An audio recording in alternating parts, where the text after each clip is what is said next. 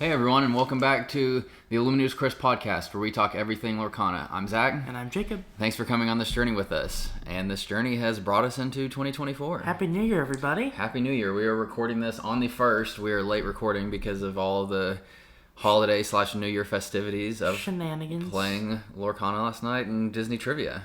It was a good time. It was a good time. So today's episode, rightfully so, as we're recording this, is about 2024. Our wants, wishes, expectations, hopes, dreams, you name it. That's what... Wishes, dreams and wishes. I think that fits the Disney thing the most. We're gonna fit into the vibe here. Yeah, so we're just going to talk about this year and what we want to see, some of the news that we've heard, kind of talk about some of that for the community stuff, and what we, our expectations around some of that are as well. And so, so let's get into it, right? Alrighty. That being said, the biggest change this time is we have a TCG player affiliate link now. Yes, we do. So pretty fun. It's on all of our stuff, like in the episode descriptions on our podcast, on the episode descriptions on YouTube, and our X/Twitter bio. Like all of the places you find us, you can see our affiliate link. And for those who aren't aware or aren't familiar, if you go to TCG Player and buy the singles, which, by the way, are very, very reasonable now, if you're wanting to buy anything, you use our link, you purchase the cards you wanted anyways, and we get a very small commission on that. And we're going to use said commission to upgrade our podcast setup. We need a new chair. We need another mic, because Jake and I currently share a single mic, and we both hunch over the table and the same mic and talk into the same one. And so, if you are interested in buying singles and you do want to use our affiliate link, we would very much appreciate it, and we're going to reinvest it back into the podcast. So 100%. So, so if you are interested, again, the link to that can be found basically everywhere we are, which is YouTube at Illumineers Quest, Twitter at Lorcana Pod, and then all of our different podcast distribution channels like Spotify, iHeart, Pocket Cast, Apple, you name it, all those. And then lastly, if you have any questions or comments or anything, when you want to email us, you can do that at lorcanapod@gmail.com. Okay, so first, let's question from listeners, this is not a loaded question. I promise someone actually asked us this, is what are the best singles to buy given that affiliate link that we have now? And honestly, my initial reaction was kind of anything. And I genuinely mean that. I mean, there are still a few cards that are a little pricey, and a lot of those fall into the Chapter 1, action/song realm, if I had to say. Be Prepared, A Whole New World, Grab Your Swords. Those are still, those are all still probably $8 to $10, which is very, isn't crazy, but if you need 4 of them, that's still a decent amount of money. Yeah. But basically everything else, all of the legendaries aside from Rapunzel and Maleficent in Chapter 1 are extremely reasonable. For sure. And even in Chapter 2 here, Cinderella, Stoutheart has even dropped a little bit. She's at around 9 to 10. Some other helpful cards, even Flavisham is only 50 cents right now. You can basically, the only two really, really annoying/hard, or I guess 3 would be Beast, Tragic Hero, aka Emo Beast from set 2, Rapunzel from set 1, and Maleficent from set 1. Aside from those 3, I really would recommend basically all of them. It also depends, obviously on what archetype that you enjoy for playing. Sure. And I think that really in every archetype, like he just said, there's those few that, are pretty crucial that you're going to need. But other than those few, you should be fine in really playing whatever you want. Really just, kind of find the main idea of what you want to play and what's exciting to play to you and what's enjoyable to play to you. And really you can make that deck. And you're good to go. Yeah, I agree. I think it really depends on what you're playing. If you're playing Ruby Amethyst, the whole bounce package, I think all of those are really, really, really cheap now, even the rares. So the Mims and the Foxes and Amethyst. All of your Ruby cards, you know, like the staples from Chapter 1, like Maui. You didn't touch on Lady Tremaine. I know she's under $10. So they're all really, really reasonable, aside from a couple of those legendaries, which you should be able to still build around if you don't want to go for the big swing, which neither of us really want to do that either. So I totally get it. Yep, it can be quite the hefty sum after a little bit, but... Yep, so shout out to Adam. He's a longtime listener / contributor to the podcast. So appreciate the question and hope that helps a little bit. Again, it's kind of vague, but genuinely, you really can't go wrong these days. The prices are very, very in an incredibly good spot, I guess I should say.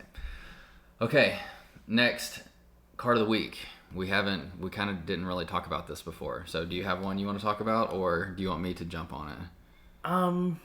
Buy me some time real quick and I can... All right, I'll jump on it. I'll go for it this time because I've got one. Okay. So, I mean, this is going to just kind of turn into the Zephyr show. Our last episode, we talked about Zephyr's YouTube channel, and I'm going to do it again. So, shout out Zephyr. Thank you for the continued support in the evolution of the meta, if you will. And that's that preface to say I am choosing Gaston, but probably not the one that you're thinking of. It's Baritone Bully, the Amber Singer. So he's a 3-cost, 3 strength, 3 willpower, singer of 5 in Amber, like I mentioned, quests for 1. So basically Ariel, except the difference is, except he doesn't get to look at the top 4 cards and pick a song, but he has 3 strength. And I think that that's extremely important in today's meta because think about the Ruby Amethyst package. Snake, 3 strength or 3 willpower. Fox, 3 willpower. Goat, 3 willpower. Arthur. Rabbit, 3 willpower. Arthur, 3 willpower. Like if you have 3 willpower, like that's the box to unlock like a lot of the damage that you can do. And if you're challenging into most of those, you're going to trade, but like Rabbit, you're going to stay alive. Arthur, you're going to stay alive. So a lot of the options out there revolve around the number 3. And so I think having that 3 strength to go along with the 3 willpower, like Ariel, gives you a lot of advantages. And so the new Steel Song deck I'm playing runs 4 Gastons and 4 Ariels so that you have a really good shot of finding a whole new world or grab your swords on turn 4. And then he's also going to be a more capable fighter when he is on the board. I mean, it's like to the other, there's also like I think there's a little LeFou synergy like aside. That's true. There's a little LeFou synergy. There's in both Ruby and Amber, so you got little stuff there for some experimentation. That's true. That is a good point. Yeah. But overall, I mean, I haven't like you've brought this up recently to me, like last night, you know, when we were so recent.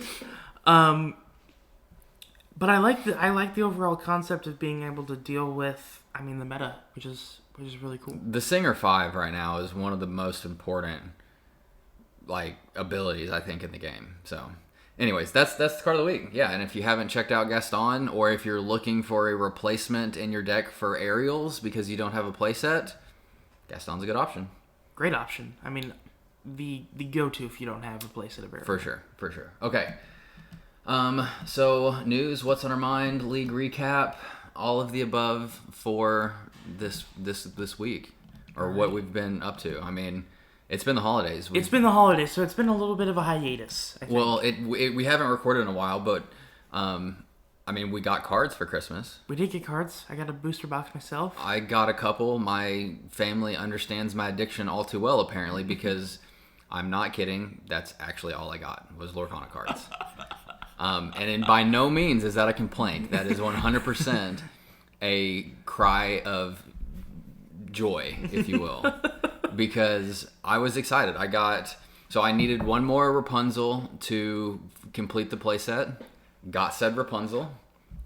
I needed a couple more Chapter 2 cards to finish off things on a couple of the different decks I'm kind of working on. I got all of those as well. I got an Enchanted Sisu. I was really lazy and didn't want to stream any of the openings, and so I said, you know what, I'm just gonna open it all and pulled an Enchanted Sisu on one of the last packs I was opening actually too. So yeah, I mean, I think my experience has been really cool to see like the Christmas cheer come around the game, and I would imagine that's the case for a lot of people. So For sure. I know that you got some pretty decent pulls too. So I got best pull value wise, I would say is Beast Treasure Hero. Yep. Not a foil or anything, just got a foil from a Chapter 1 pack of John Silver. Oh, I did get a foil Mickey BLT. That's my third BLT foil.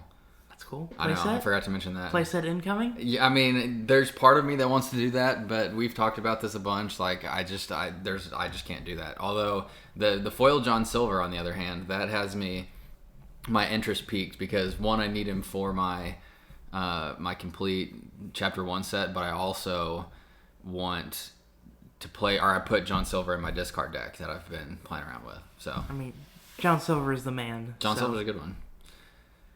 I mean, and Tragic Hero Beast. I mean, there's nothing to go home. We just said that, like, that's the most expensive card. Nothing to sneeze at there. No. So good pulls. I think all the way around. That's the majority of the stuff. I mean, it's off to tomorrow. League in year 2024. So exciting times, man. Yeah. So I mean, there's it's been kind of a little bit of a lull from like a content perspective, but not for lack of. Like from between us, not with everybody else, but yeah. So it's been a decent break, but I'm ready to get roaring back into it. Absolutely. And with that said, why not just get into it, right? All right, we're ready to go. Let's go. So main topic, recap real quick. This is just like the main thoughts in our head for 2024, and as Jake eloquently put it, the wishes and dreams episode, if you will. So we have a couple main topics we want to like revolve around, but yeah, it's mainly gonna be focused on what to come in 2024 now that we're in the new year. So to start off on a couple personal things, obviously we want to continue doing the podcast. We haven't had any guests or anything on at this point, but we've definitely talked about it, and we need to bite the bullet and start reaching out to other people in the community and seeing if we can get anybody involved, because it would be really cool to get other perspectives to everybody listening. Also, if anyone is listening that would be interested in that, we would greatly appreciate maybe a little chat. Yeah, that's not a bad shout out either. So yeah, continue to grow the podcast, continue to grow the community, try to find new ways to engage the community, see if there's any ways we can, continue to help and foster and grow. We definitely want to give back as well. We talked about that a little bit with some of like the starter decks for Chapter 2. Those turned out to be readily available basically everywhere, and so it wasn't as big of a thing as it was with Chapter 1. So it wasn't as much interest, but we definitely want to figure out a way to do that. So at some point this time, maybe legendary giveaways, maybe. Yeah, I mean, again, like if I hate to just keep plugging it, but if we have a bunch of people buy singles through the affiliate link, and we have a bunch of TCG credit, then yeah, we will definitely buy some singles to give back. So yeah, I mean that's a pretty straightforward one, but I think we've got a lot planned for this year. There's obviously a lot of content. We've already seen the release info on Chapter 3 or Into the Inklands. We imagine that there's going to be a lot of stuff coming the fall with like Gen Con as well, and a lot of the other events and conventions. So yeah, we want to just be involved with everything going on. Yeah, hopefully we can. I mean, I would love to continue this as much as we possibly can. I don't think the hype has really slowed down from our end. I think we're still as excited as ever in Lorcana, and still able to have as much fun as ever playing the game. Yeah. So I think we can only go up from here. I agree. And on that note, I hope to continue, and I would imagine that you will second this, but continue to grow as a player and get better, because when we started, we said we were probably a 5. We quickly realized we were probably a 3 out of 10. Yeah, right? out of 10. I would say we're probably in like 6 or 7 realm. That's what I was going to say too. If I can get into like that 7, 8 realm, then I would be very happy. And the reason I would say not any higher than that is because I think once you get into like the 9, 10 realm, like you have to be like your own brewmaster and know the ins and outs of the decks And when a card is revealed, you know exactly where that's going to fit in. yeah, and like you have the ability to look at the set and like really devise it. And the way that I've like been internalizing it the past couple weeks is I've been shifting around what I've playing based on comments and stuff from other people in the community is a player and a coach, right? Like a player can be like the best quarterback of all time. But if he doesn't have the foresight to like understand how to like read the defense or play the, the stuff like a coach would tell them to do, then you're not going to be the best player of all time. But if the coach, like Michael Jordan, right? Not LeBron James. No, that we're not getting into that one because that one will derail us for real. The Ray banter, that's hilarious. The Pascal banter, the LeBron banter would not be banter. That would be fists throwing. No, but we had a basketball debate last night. If you can't tell, but no, like. You have a coach has the ability to like understand what's going on and to really like influence the outcome where they may not be the best at actually like making that outcome come true. I feel like I'm a very good player and a terrible coach. So like once you can switch into that other realm of like really understanding the meta and being able to like come up with your own decks and stuff, that's where you get into like the massive like big brain of the game, which I'm not. I'm not there, and I don't know if I'll ever get there. Having said that, we can tell you what we've learned from other people, and I think that's where our insight comes in for sure. We have some really great minds in the Lorcana community at our local league, and they really help us out. Overall, we also have other content creators like Safa that help out a lot as well. Yeah, I mean, we're definitely spend a ton of time researching and doing things to help us out, and so we condense all that information here. Yeah, so to put the cherry on the top of that, I've definitely like posted my updates. It hasn't been as much recently, but I have yet to win all 3 matches in one league night. I think 80 to 90% of my league night matches I go 2-1. For whatever reason, I cannot win that third one. I always blame card draw. That's clearly not the case because if it was card draw, I wouldn't be losing as much as I have been. But my goal this year, ideally this split, is to win all 3 matches in one night of league. I mean, I have the same goal. I also haven't lost all in one night. So no, that's fair. I'll continue, hopefully continue that streak as well. I'm on that as well. I have not lost all. I've always won one at least. So. And obviously it's a lot different now. The way that our league works, they randomize the names. So the matchups are always interesting. You're not really planning them out. That's fair.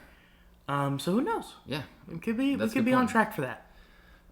Yeah, so I think that's kind of like personally continue to grow as players, can continue to grow the community, the platform that we have here, and just and continue to learn and evolve there. So with that said, the game, how do we think it will evolve, and what are our dreams and wishes for the game itself? And I think the best place to start, which we talked about last time when we kind of touched on some of this stuff for the next set, is new properties. And, I mean, I think we're gonna forward quite a few from our last discussion because a few of them were made true. Yeah, I mean, most of the stuff we still want. I mean, a lot of that is obviously still in the same boat. Like my biggest wish is going to continue to be Big Hero 6. On a little bit of a caveat, though, or not a caveat, but a little bit of a side note, I would hope, and maybe this happens in 2024, maybe it doesn't, but if there's a way to like integrate new properties into the release of the cards as well, like Wish comes out in theaters, and they in the next set, like you get the Wish characters. I like that concept. I just think that'd be very difficult to figure out. It would be very difficult, and I also think it's very risky. Because I know Wish wasn't like universally loved and received, and so that makes it a little difficult because you don't know the performance of the property. I think a big thing would be relying on sequels, maybe. Yeah, maybe you can do it then. Side note: I loved Wish, by the way. If you're also a Wish fan, shout out. But yeah, so if there's a way to like integrate that into it, it would be cool. So that's not like a specific property, but I think it would just be like, make the movies hype, make the game hype. Like there would be a ton of cool releases. And obviously I know the movies aren't going to release around the card releases, but if you have a movie come out in May and the next one comes out in July, then in July you get all the characters. But anyways. No, I love that idea. That's a great idea. Okay, give me your top ones. I know you were wanting Great Mouse Detective, and we got that. So Great Mouse Detective was probably closer to the top. I would say maybe my next big one would have to be Atlantis. Yeah. Atlantis is huge for me. Like, I think my two sleeper movies growing up were always Treasure Planet and Atlantis. So if we can get Atlantis in this, I know it's not super beloved by like the overall big Disney fan base. No, but I don't think that's. I don't think it's hated though. Well, no, definitely not. I like it. But my point is like I don't think that they're going for the most beloved. Like I would say Great Mouse Detective isn't like the most beloved ever. Sure. And so I think that they're not going for that. But on that note, they have, quick recap on Into the Inklands. They have announced that Treasure Planet will be one of the main properties in that. Yes, they have, which I could not be more excited about. I know. The one... And they've also announced DuckTales and Tailspin. Which are huge. Yeah, which I know, shout out Spencer, who was on our buddy that loves the Ducks, Huey, Dewey, and Louie. But the big thing there is, like, I was super pumped for Raya and the Last Dragon. And the cards that came out for Raya and the Last Dragon were very, very duds. That's 100% true. Yeah, so I know that obviously if we can get you your Atlantis/Treasure Planets, which we're getting close, that would be cool.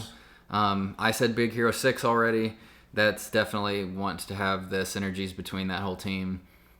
And a little bit of like a caveat to this one, because they've obviously released it, but it was on our list last time, would be Jungle Book. There's the Jungle Book, I would say the same thing. Aside from Shere Khan, which is very sparsely played to begin with, there's really not that much of a showing for Jungle Book. Where's Mowgli? Yeah, that's Mowgli's a big miss for me. Yeah, like how do you say you're going to have a Jungle Book one and then have a Baloo that is very forgettable and not have a Mowgli? I mean, I would say the best card is probably Shere Khan. They don't even have a Ka. We don't have a Ka. We have a Hypnotize. Which but not... I don't think that really counts. I don't think it does. I mean... No. So my Raya and Jungle Book were both very underwhelming. I agree. And so I guess on that same note, actually, one of the thoughts I was going to have is if you're going to announce a property as one of like the overarching for the set, like make those the OP cards, right? Like don't come out with 7 Beast cards. Or, Merlins and Mims, which I love Sword in the Stone, don't get me wrong. But I think that you need to, when you announce, like, hey, these are the main focuses, make those the OP cards. Those are going to be the meta, right? Like, I would hope. So I just think getting everyone's hopes up, like, hey, we're going to focus on Treasure Planet. And then there's 3 cards, like, we did get a confirmed Jim Hawkins. We don't know what that looks like yet. But they did specifically name Jim Hawkins as a card. Yep. So we've named that, right? Like, and I think I would say the closest thing to that in Chapter 2 is Raya. Yeah, if you name Jim Hawkins and then make him a 1-cost 2/2 stat line, like... Yeah. I mean, I can't have that again. I want to be hype about the cards coming out, and then when we do see the cards, they are the really good cards from that set. Because the more you continue to do that, like, it doesn't matter to us when you announce properties Correct. Or names of characters. Like, it's like, okay, then I guess, that's just a name to add to the bunch. That's a very good point. Yeah, so do you have one last one you want to mention? I've got one last one. Let's see here. You can go ahead and I'll think of one. And it's kind of touched on, and I don't know how you would do it, but I think given the changes that we're going to see to the game, I'm going to say Fantasia, which I know that's like way out of left field. I love that. I know we have the brooms. I know there's obviously some like Sorcerer Mickey stuff out there already, but like I want like a true Sorcerer Mickey that is like the most OP character ever. Yinsid, maybe? And then I want like locations from Fantasia. I want just like, and I know that like locations is used very loosely, but like all of the different art and imagery and stuff that you get in Fantasia, I just think it'd be a fantastic one. Love that pick. That is such a good one. Thank you. I appreciate that. Chernobog? That'd be sick. You know, all of it. I mean, that's the point. Chernobog Matt, could you imagine that? I would. I'm in. I would be all about it. I'm in. So I'll jump off of one that was kind of already pre-announced, and then I'll go with another one here. But I think a big one is Darkwing Duck. You know, that is a massively wanted one in the community. I think that plays into DuckTales, you know, a little bit. For sure. That plays into those Saturday night cartoons. I think is what they were. Yeah, I mean, I know that I have seen when they had before they announced DuckTales and after they announced DuckTales, I had seen so many people ask questions on, is Darkwing Duck included in this? If not, when is he coming? And so I think that is a very, very, very hotly wanted one as well. He's also got a big rogues gallery, you know, of villains that could fair. be introduced, you know. And maybe not the most famous characters by any means, but I think that they would be very, you know, a lot of them have unique abilities to other Disney characters. Yeah. So they could add a lot of fun mechanics to the game. Makes sense that, you know, villain sympathizer Jake wants all the Darkwing Duck villains. I'm just saying it could bring an exciting element to the game. I agree. I think a lot of people do that as well. Okay. New mechanic / archetypes / you know, meta changing, evolving things to the game. We've already kind of touched on this with some of the End of the Inkland stuff, being the locations. We know how they work now. So I think, given the current state of locations, that's the best place to start. Is what is the location mechanic / you know, ability granting that you think that would be cool to have? I think first of all, like, just the overall idea of ability granting, like, let's just say, like, I think it's interesting to think about because that takes place of certain cards already have. Like, let's say it gives cards evasive on your turn. Well, that kind of takes the place of Li Shang, you know, that we already have. Or it gives cards ward, or it gives cards resist. Yeah. That takes place of cards we already have. Which I think would be, like, interesting to see how that would kind of play out. Like, do you play those locations? You know, because a card like Li Shang isn't necessarily seen a lot of play. So would a location that does the same thing see play? You know, like, I don't know. Yeah, no, I think that's a really good point. I think in general that's the most thought that I've had as well, is like the current abilities in the game, but giving it to cards at said location makes the most sense. So like giving something evasive, or giving something ward, or giving something, I don't know, like Singer even. Like, you know, like have some sort of like under the sea location, and it'd give everybody there, you know, like aerial singing ability or something. And so I think that, yeah, again, like we already kind of touched on this. Like, I'm not a deck crafter mastermind, but I would think that would evolve the way that you build your deck quite significantly, because there are certain cards you have in your deck currently because of the abilities they have, not necessarily the base card. And so if you replace that ability, then you don't need that card anymore. And so do you replace that card with something else, or do you just replace it with that location, or how does that work? So, and what's a big thing too is it seems like locations overall have much higher willpower than, you know, a normal character card would. Yep. So those abilities more than likely will last longer. Well, and that was going to be my next point, is to counter locations. What kind of location specific removal do you have? Because currently, just about every card that has removal says banish chosen character, or there's a few that deal with items. But that would be my hope for a new mechanic, which we kind of have some of this, but banish all items. You know, the Popsicle, Tamatoa, item recursion decks, the flutes, is a big one. The spell books, like all of the item kind of meta that we're in now. If you have a banish all items, or maybe not even a banish, but something that prevents people from playing items. Like you have the Tiana that doesn't allow you to play actions if your hand is empty. That's, you know, very niche, so that doesn't get played very much. But the ability to stop the use of items, or stop the, you know, ability to play items, or whatever that case might be, I think that would be a huge one. And then same thing for locations. I think number one would just be getting item removal in every ink, because it's really only in steel as of right now. Pretty much. So I think getting it, you know, I would say into Ruby at least, because that is very removal based. Would make sense. So I think getting location removal, item removal, I think would be very interesting. Something going into the new mechanics, something I think touched on a little bit in the past would be preventing your opponent from singing cards. I think that would be an incredibly cool mechanic. And I think not necessarily maybe like you can't play a song card, but your opponent's cards cannot sing. I agree with that. I 100% think that's the way to do it, is you make it where your cards can't sing. Because imagine you can't get rid of an Ariel to keep her from like singing Grab Your Swords or A Whole New World, but you can keep her from singing it. The whole Steel Song meta would be disrupted then.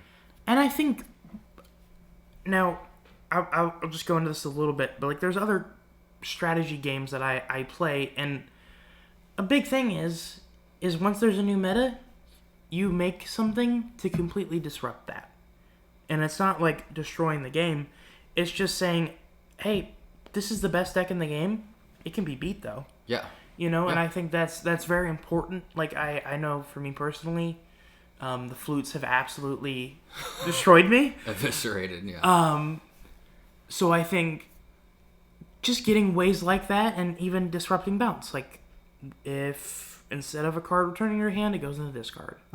Something simple like that disrupts, just the overall play of that deck. I agree. I think that's a big one, and I think if there's ways to do that, that would be really cool.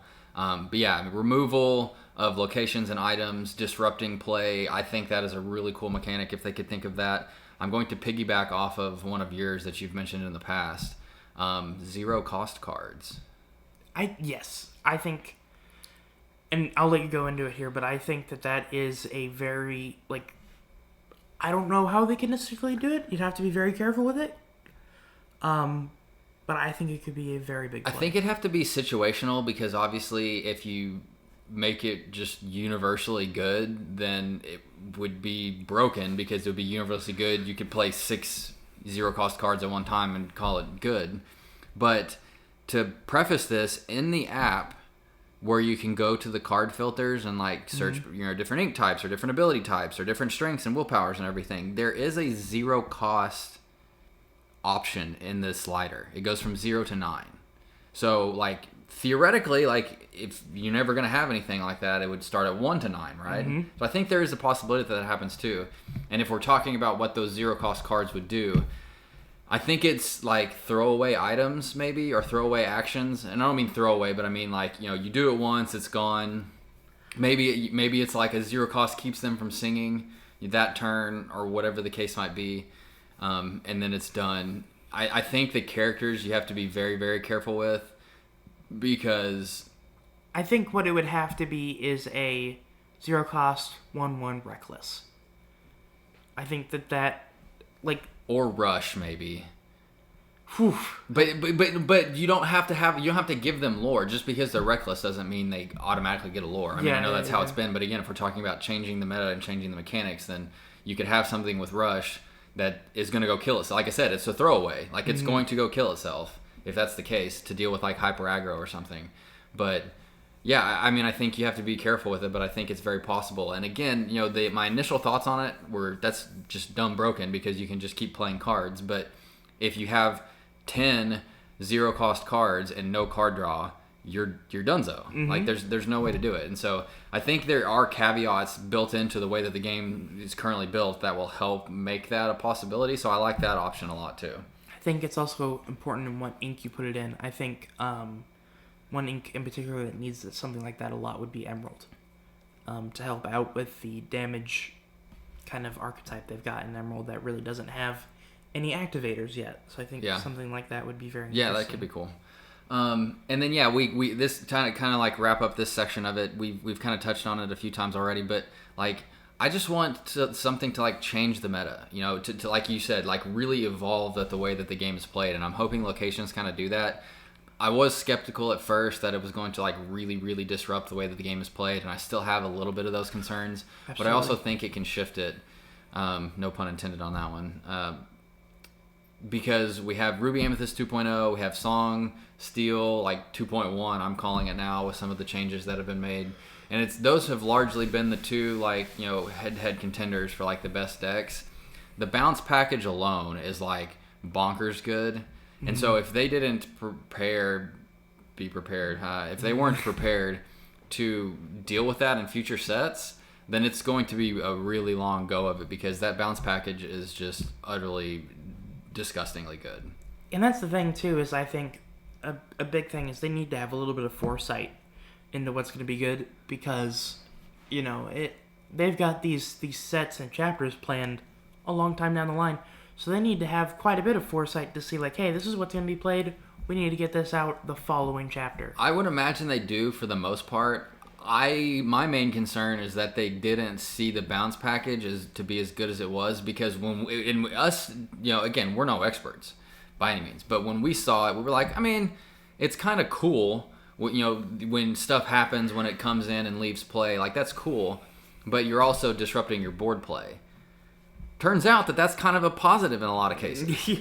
And so it's one of those things where I think that's way overpowered than they initially even expected it to be. So, yeah, anyways, I mean, to wrap that up, I think that, you know, if we can disrupt Ruby Amethyst, disrupt Steel Song to where, like, Emerald's good. You know, I don't want to live in a 3-year-long, like, turmoil of the same ones being the best. Like, I would love for Emerald to be fantastic. I would love for, like, an Emerald, and I know Sapphire's the second least played color right now, and it's pretty good, but it all has to be paired with a really strong other ink, where it's like or Emerald Sapphire, or Emerald Amber, or Emerald something that, you know, really shifts the way that you play the game, because as of today it's just evolved, it hasn't shifted. I mean, obviously that could change within a chapter, you know. I mean, all it takes is 1 or 2 cards to do that for a specific ink. Yeah, so for sure.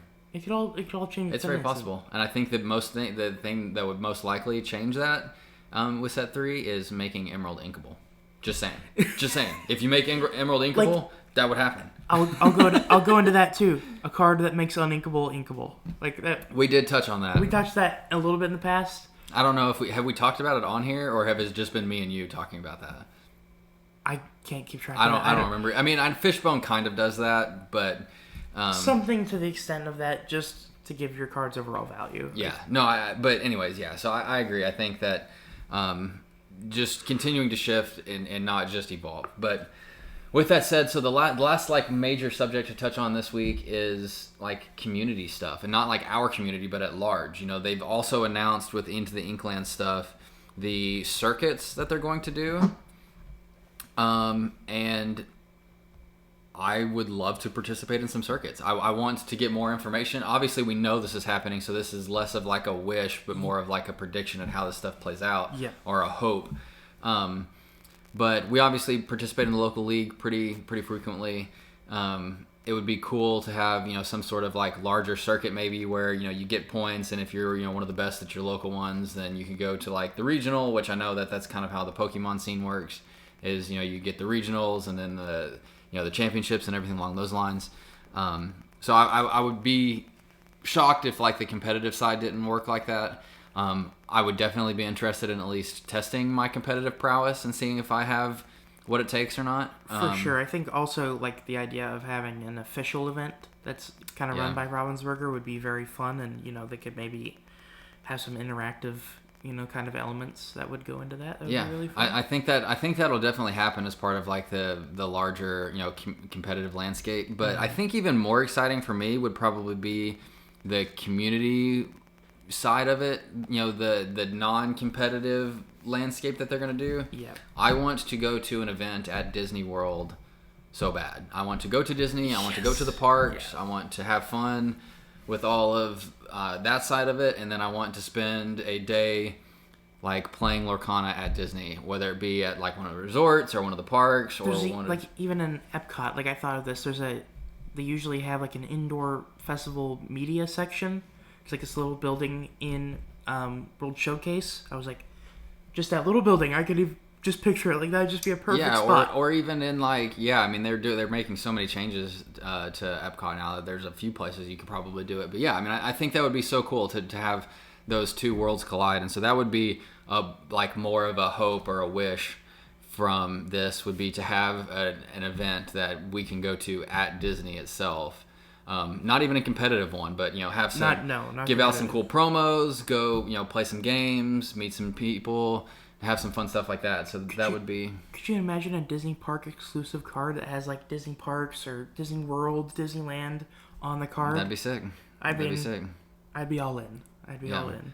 I don't think that happens because they said they're changing the way they do promos now with just the same badge on all the promos going forward. But nonetheless, I mean, maybe it's not a promo card, but an exclusive card itself that you can only get there. So it's not a promo version of a normal card that's already out. It's like an exclusive card that you can only get there. So that's still a possibility. Okay.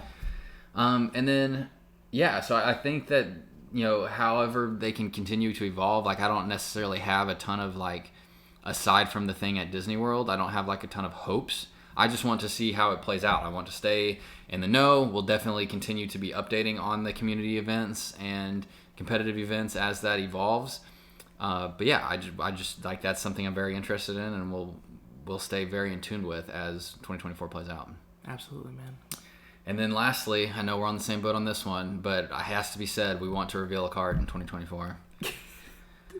If anyone is listening that has any kind of say in that kind of stuff, doesn't matter what it is, we would reveal anything, and we would immediately try to make that meta as possible. Yeah, I think that we would both be not by any means outside of ourselves, but we would both feel forced to play said card. Yeah, absolutely.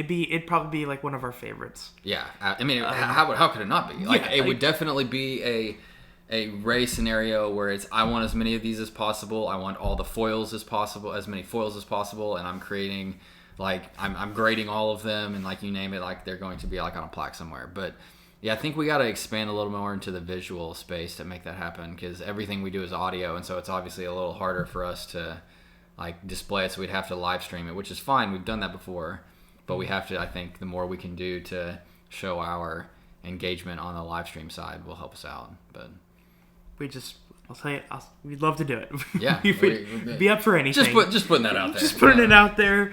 That's a big, I mean, if that happens, I would put a success check mark on 2024. For sure.